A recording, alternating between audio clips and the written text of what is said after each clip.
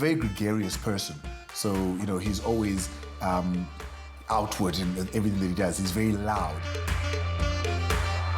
A person of absolute dedication in whatever he does. Commitment level is truly unlimited.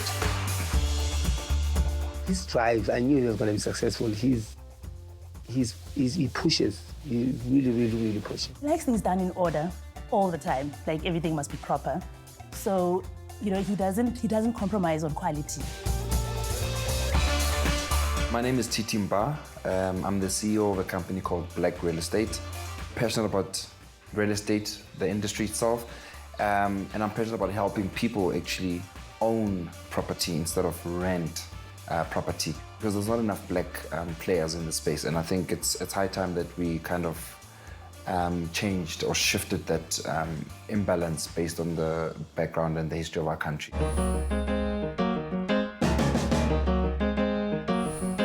As self-confessed serial entrepreneur, TT Mbha has carved a place for himself in the real estate game, from selling to now developing property. This maverick is tirelessly chipping away at a bigger dream. I'd like to leave an imprint when I'm gone one day and be remembered as that guy that changed the face of real estate in South Africa. Growing up, unfortunately, you know, success was defined by the car you drive. So to try and change that mindset to the youth is a little bit hard, because, you know, cars are part of lifestyle, clothing is part of lifestyle. Spending in South Africa is part of what is deemed to be a good lifestyle. Instead of actually looking at, you know, investing in an asset like a home, an apartment, a townhouse, I think if I can try and change the mindset of most youth to say, I used to be like you, I used to be in your position where now you're getting paid a fat salary, you're not used to getting paid, all of a sudden you've got this disposable income. The first thing to do is actually invest in your shelter. For me, it started when I was growing up. I think I was 15. My parents, they used to give me a little bit of an allowance. It wasn't enough for my lifestyle needs at the time as a student. So I started doing little odd jobs and selling a few things. I actually used to sell pots. I used to sell pots, and it was the hardest job to do, because after school I'd need to go home, pick up my pot bag and go and sell pots to whoever could care to buy them. And I think my entrepreneurship bug hit me then, because that's when I realized that this is not for me. This thing of moving house to house, carrying this thing, I'm a thinker. And then I started thinking of smarter ways of making money. TT found business partners in like-minded Burden Mapete and Andile Ngobo. The key to these bright minds' success is to service the entire property value chain, from architecture to real estate, property development, and now even construction. Between the three of us, educated young black men who, in mind, have all grown up in the townships and know the struggles of growing up in the townships, how can we get into business, make money, but influence where we come from? And, you know, we're a country under construction. We really are. So we got into construction. Mentorship was high on TT's priority list, so his gaze fell on seasoned businessman Mos Mashishi. Mentorship wasn't a big thing in South Africa. The common thing was to identify a businessman and ask for a job, them to employ you. So I decided I'm gonna approach this man. I'd read a lot about him. I'd followed his career and his life. And he was the first person to bring the World Summit to South Africa. And I thought, if a man like this can bring such a big event to South Africa successfully and is well recognized, I'm gonna approach him. I've got nothing to lose. All I recall is that this was just one of the most persistent. It doesn't matter whether I could see him or postpone a few times. And my PO said, you know, I got a call from Thato again, he's coming, you know, and that sort of thing. So he drove the relationship. I approached him, I said to him, my name is Thato Mbha. I know everything about you. Would you care to mentor me, please? I don't want a job from you. I don't want anything but just for you to mentor me. From the very first meeting, he had a little notebook, you know, and he was very clear that he needed a long-term relationship. He needed to get as much from me as he could of what my own journey was about and so on. And ever since, I haven't looked back. He's been my mentor since then. He's seen me leave corporate. He's seen me start up businesses. He's seen me fail. and he's still here as my mentor. I now, in fact, play golf because of him.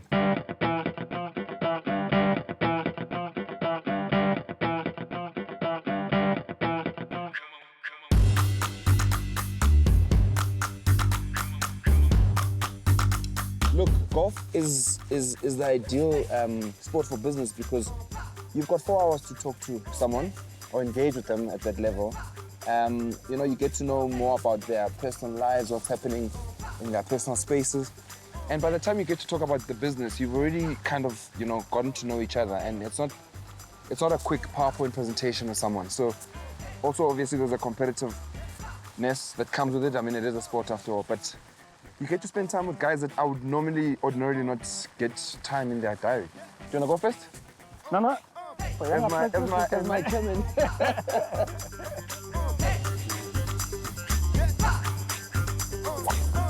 Great shot. I think we need more of these relationships. I think that there's too many young people who are gifted, who are passionate, who just lack inspiration, lack pointers.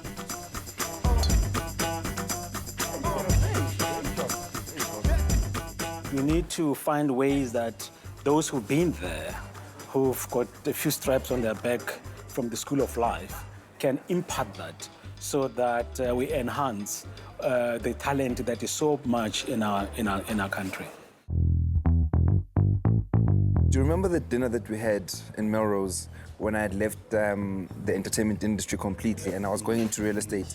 And I said to you, I want to do real estate, I want to do fashion designing, consulting, I wanted to do a lot of things. And there's one thing that I always remind you about, which you said to me, it's always stuck to me. And you said, do you want to be a jack of all trades or do you want to be a master at something? You choose. And I think post that dinner that we had, I really thought about it and I decided that I want to be a master in real estate. And I've always made it clear in all of this that it's really your call. I've never wanted ever to be my decision. Correct. It's always been that, TT, you have to take your destiny in your hand. Yeah. And whatever you make in future, you must look back and say, either I made a mistake myself or I did a root call. Yeah, no, absolutely. That's one of those moments where it was an important turning point. Absolutely. You know, we need to understand that success is not instant coffee. You know, it's a journey. And that we need to invest in that journey. And what TT, where he started and where he is today, he's a real player in the property space in this country. When I look at the things that he's doing, he definitely has an impact on society. He's building, for instance, a student accommodation in Soweto. He's doing things that have impact on society, that have impact on the economy, because he made a choice some time ago that this is what I want to be known for, this is what I want to be good at. Absolutely proud of him. I really is a model.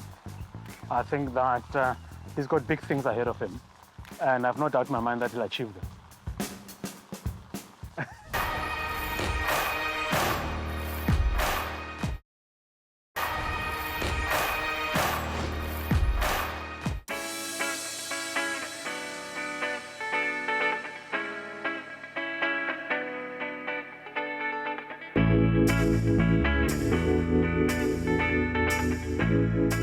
Welcome to my home, my parents' home.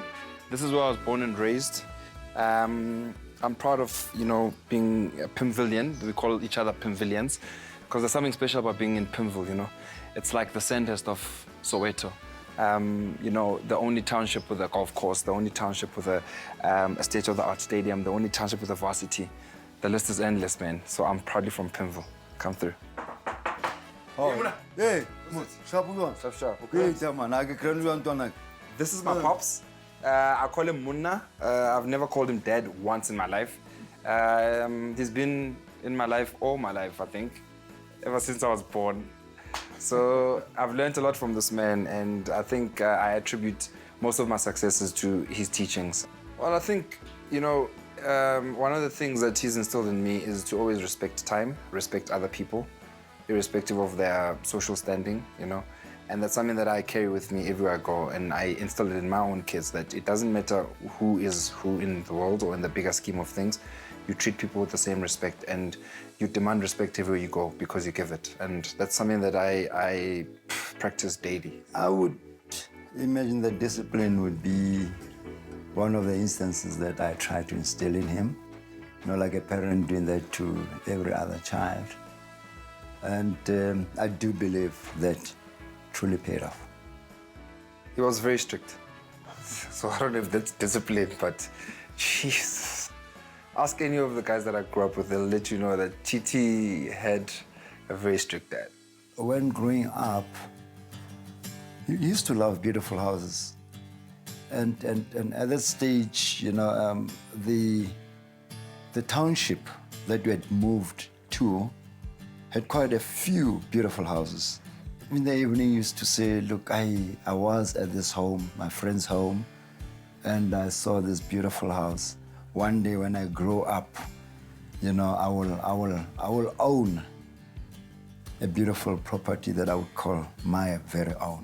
Now that I look back and I realize that all this walking around was maybe God pulling me closer to where I am supposed to be, because I used to spend a good 3 to 4 hours on a weekend just walking around alone and standing and admiring the architecture. Well, there wasn't much of great architecture back then, but it still allowed me to dream a bit and actually just say, one day I'll own a house like this. There were a few houses that were double-story houses, and those were the type of houses that we obviously aspired to one day live in, To have friends who actually stayed in double-story houses was like, wow, you guys have rooms upstairs, you've got balconies. Those are things that you used to look up to. And now I look back and I go, wow, one has actually worked hard to actually have these things. And I think when I look at my kids, having a balcony for them is like normal. And for me, I still appreciate standing on a balcony and going, wow, I thank God for the blessing of being able to actually realize this dream.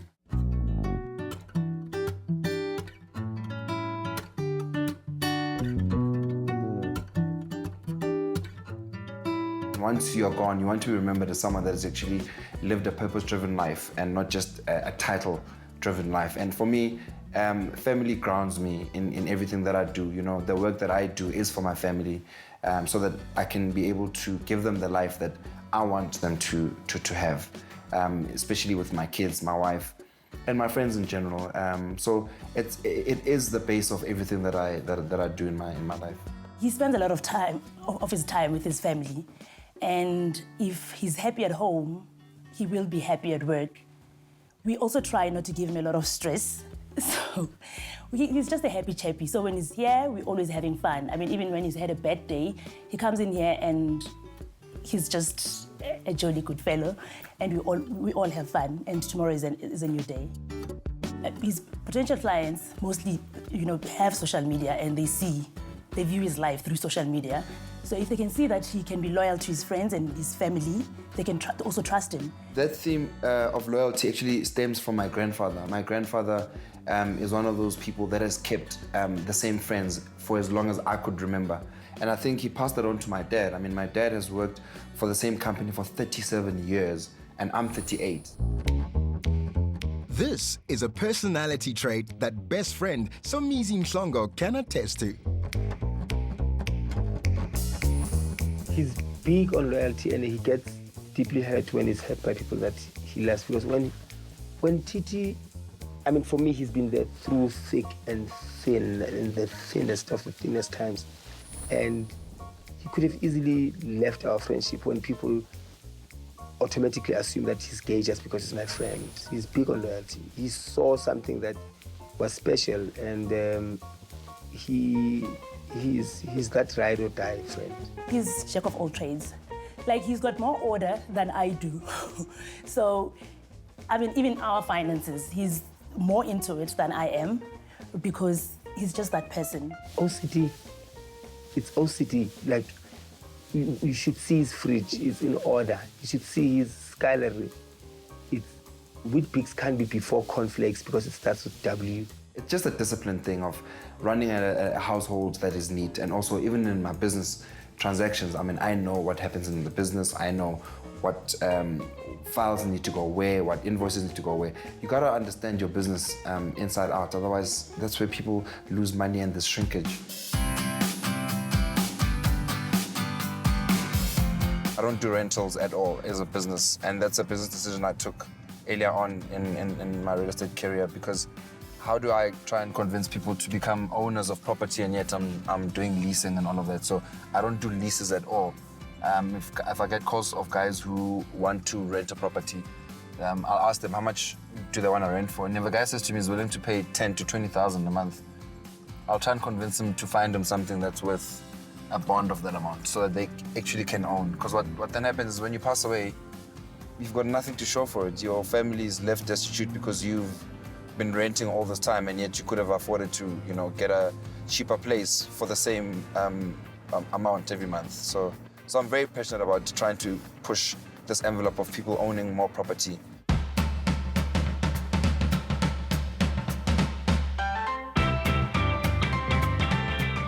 As you can see, the designs in this house are different from any other, in this estate in particular. And the nice thing about this, I know this estate very well. I live here. So it's nice to sell something that you actually are familiar with, right? But come, let me show you inside. So, as you saw on the ad, it's a 4-bedroom house.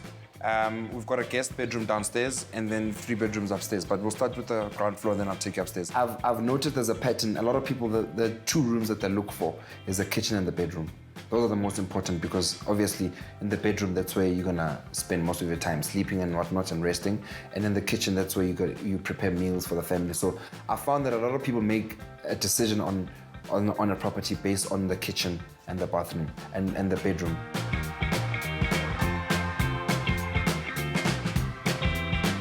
It's important for anyone who's looking for a property to make sure that they snag it, what we call a snag list. With any property that I take anyone through, especially who has an intention to purchase the property, we've got something called a property condition report, which basically we go through everything. Is the plumbing working fine? Is there no leaking roofs or ceilings, dampness and all those things? And we get the seller to sign that so that that protects whoever's going to buy it.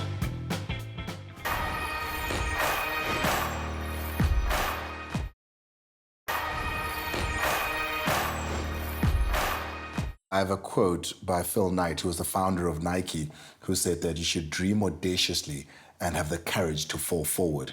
Because every time you attempt something, you've already won. And I think that speaks a lot to who Thato is.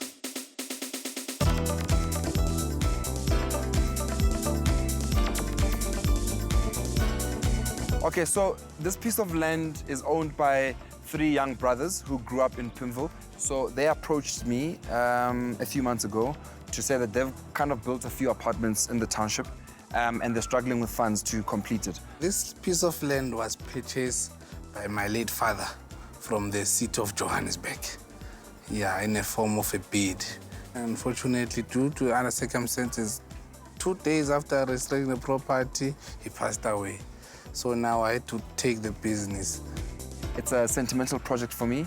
I want to make sure that this happens. Out of all the developments that I've done in my life in this space, this is probably the most special. I want to build a student accommodation high-rise building here. Consulted him, knowing that he once grew up in the area as well. So now I found it as a motivating factor for me to get to him, to understand the passion that we have for us, the local community, that we need to uplift the community at first, to take sort of Sentin and bring it to Soweto in a form of maybe student accommodation or rental units.